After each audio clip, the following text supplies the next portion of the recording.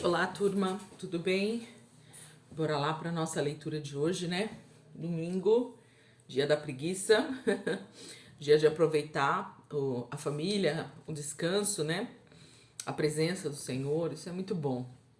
Espero que vocês estejam tendo aí um final de semana cheio, né? Dessa presença e dessa graça do Senhor com a família. Vamos orar, entregar esse momento para o Senhor.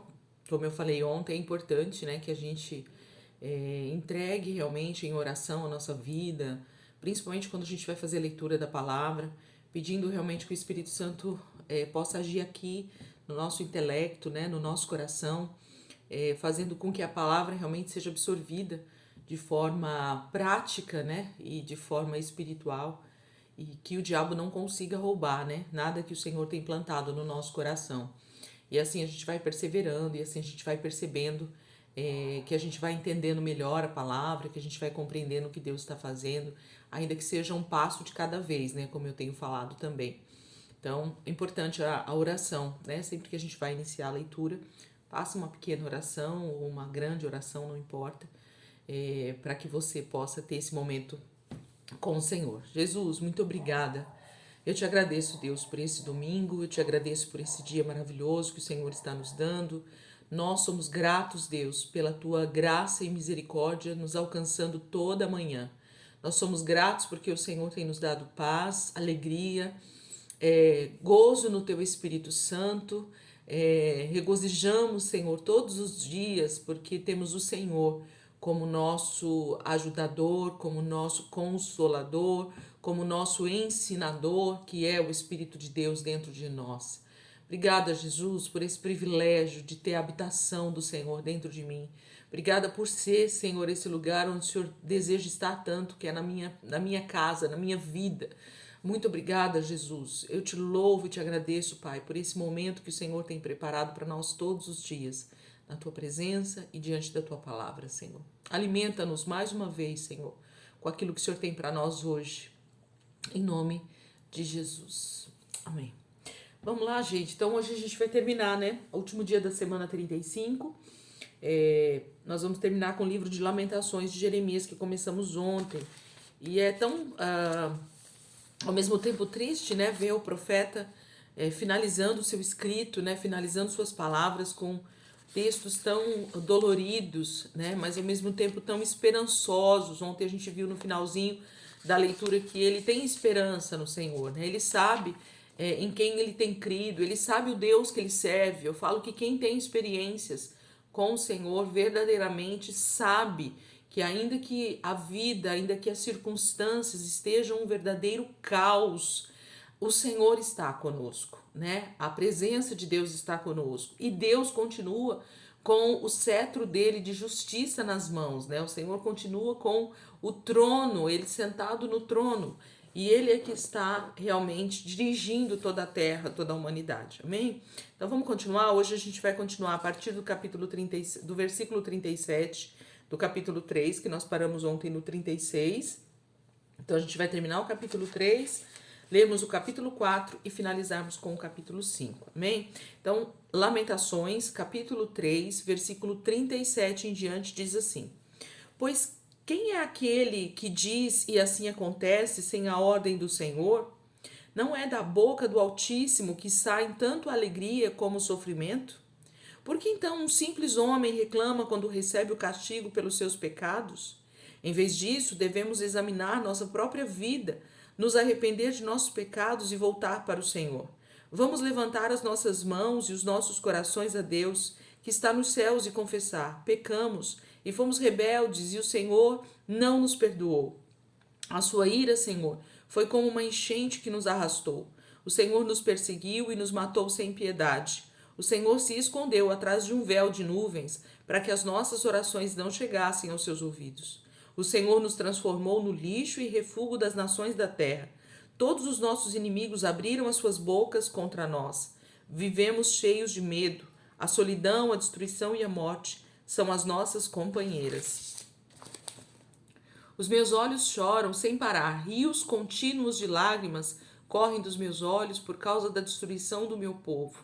Meus olhos choram sem parar, sem descanso algum.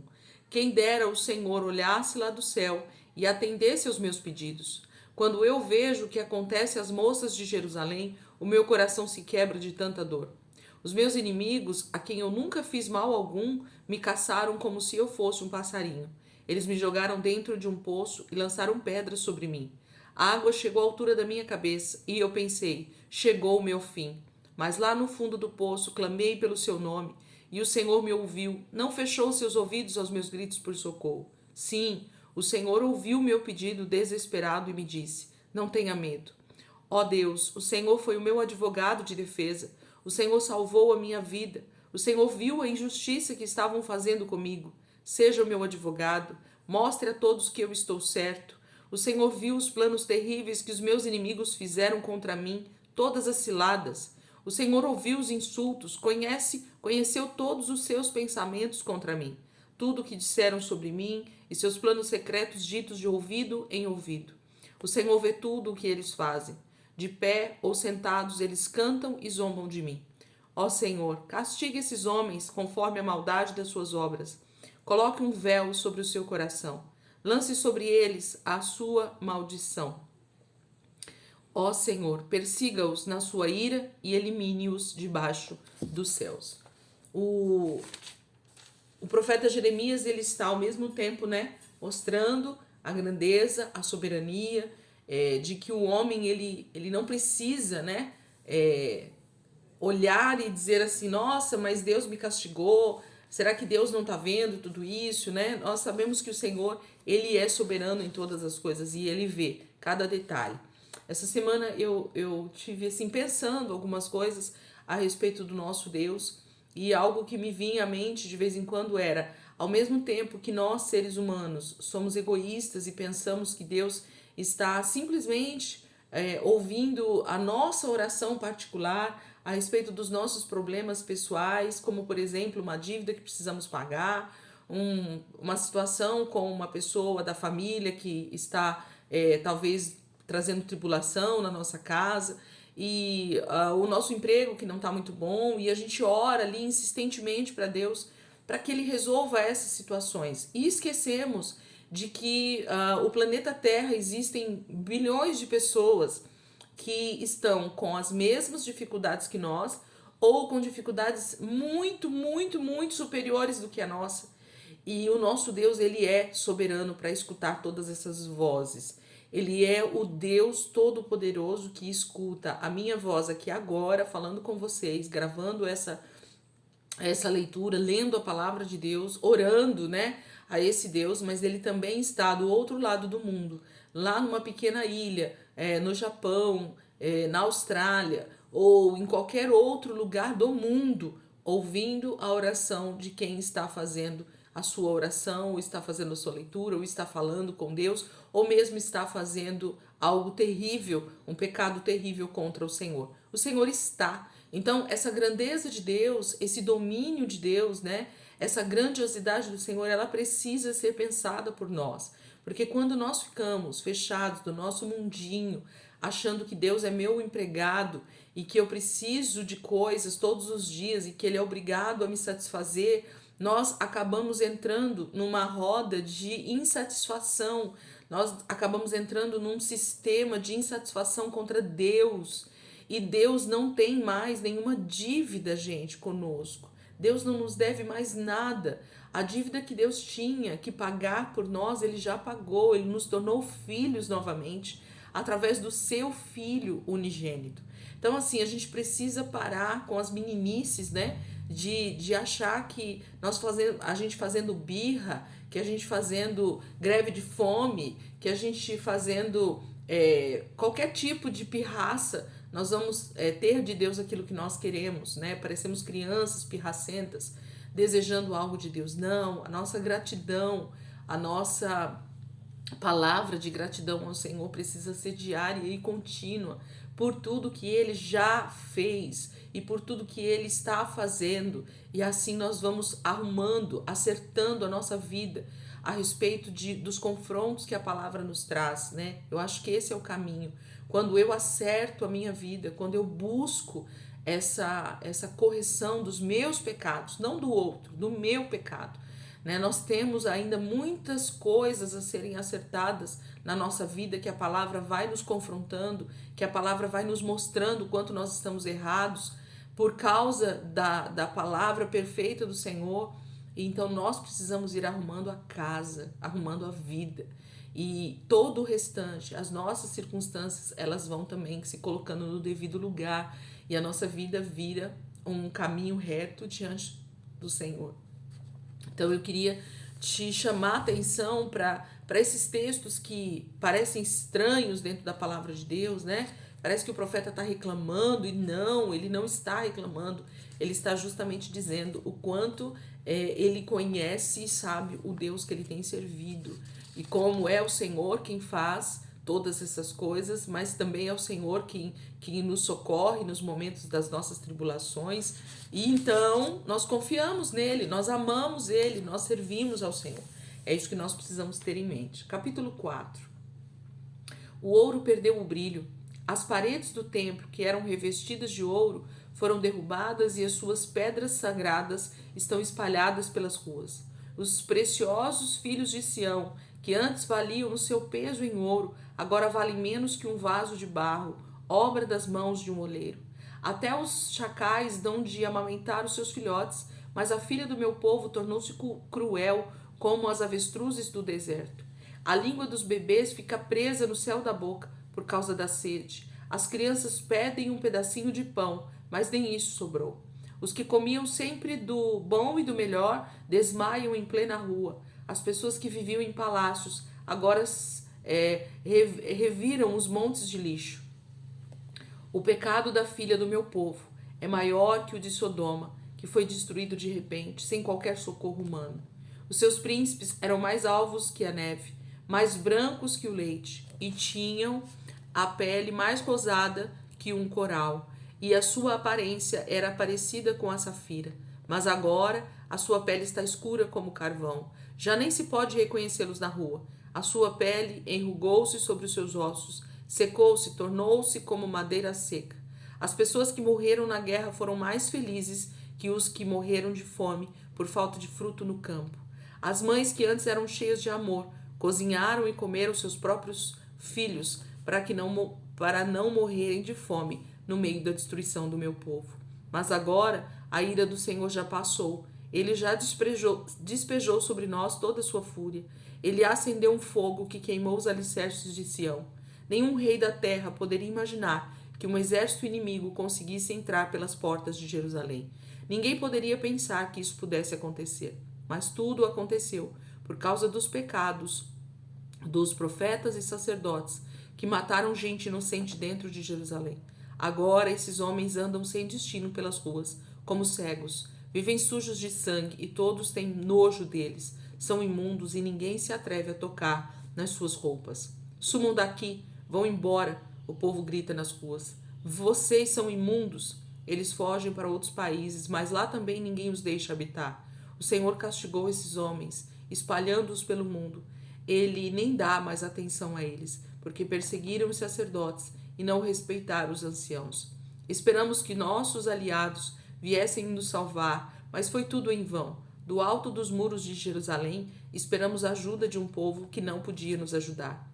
Quem saía de casa e andava pelas ruas, corria perigo de ser morto. O nosso fim estava próximo, nossos dias estavam contados, não tínhamos como escapar. Nossos inimigos eram mais rápidos que as águias nos céus, fugimos para as montanhas, mas eles nos alcançaram. Corremos para o deserto, porém eles já tinham preparado uma armadilha para nos prender.